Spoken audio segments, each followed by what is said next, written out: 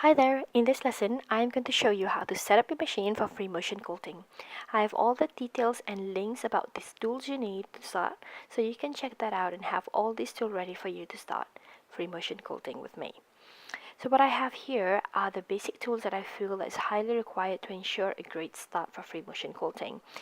Now you don't have to get all of these, but all of these are explained in the post so you can actually see which one is important. So I have a good thread here, free motion quilting foot, the needles, and also the glove. And you need to prepare some quilt sandwiches for you to get practicing on.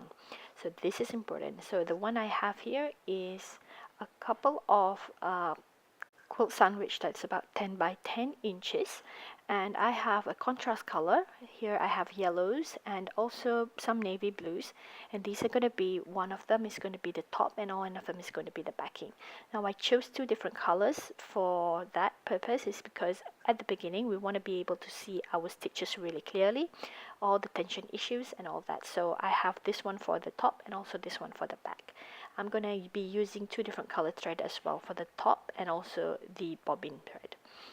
So you can also have some printed fabric for the backing. Now the important of this is that when you get to practice more, so you can have a practice on this solid side where you can see it clearly, and on the backing side is the printed side where you can't see the free motion quilting much, but you can be using them later on into a project. So you can have a pouch with this side, with the printed side is going to be the exterior part, and this is going to be useful, and especially at the beginning where you want to hide most of those stitches. So get those ready and we're ready for preparing it. So let's get started with the quilt sandwich. So I have a quilt pasting spray here. I'm going to spray that over onto the quilt batting, and I'm going to place my top fabric on top of it and smooth it out. So you basically use that sticky part and just smooth it all out. So it's a very small piece. You won't need to just pin or tape any parts because it's a very small piece.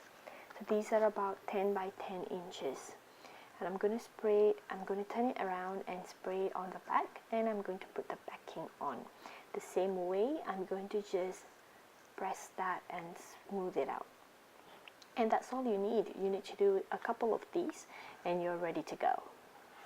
Now I'm going to be marking a frame around all of these quilt sandwiches. These are about ½ inch away from the sides. Now we want to be quilting within this frame so that it's not going to be too difficult at the edges. Now you want to do that for all of the quilt sandwiches. Next, we want to prepare your machine. So the first thing I like to do is clean off all the dust from the bobbin cases. This is important because it's get you prepared with a new clean machine. So I'm just going to do that quickly, and make sure you do that as well. So next we are going to put on the quilting foot. So you want to go ahead and put this bar on top of the screw that is on your machine. So if you have a similar one that's looking like this is how you put your free motion quilting foot. So basically now I'm just screwing it off and making sure that bar is on top of the screw bars that is on your machine. So next you want to go ahead and put your thread on. So I'm having this large thread on a thread stand, which I have a link in the post as well.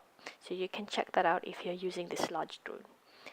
Next, you want to be able to see all your bobbins. So make sure you have some of the bobbins, and I'm just going to show you here how to set up the feed dogs. So these are called the feed dogs. So you can see that now it's going up and down, and that's what drives the fabrics going front.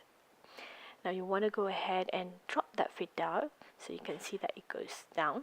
Now it's not going to be able to guide your fabrics anymore, so it's going to be down there underneath the plate.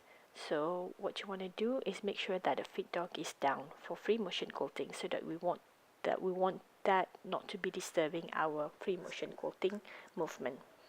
So now we are free to move without any problem. So if you don't have that option, you can actually cover the whole area with a Teflon sheet that has a hole just for the needle, and that would be useful too. Now I have my quilt sandwich under the machine and I'm just testing out. So you see, if I'm moving without the glove, I feel a bit difficult to move the quilt sandwich, so I'm going to wear a glove to get ready for the first few free motion quilting.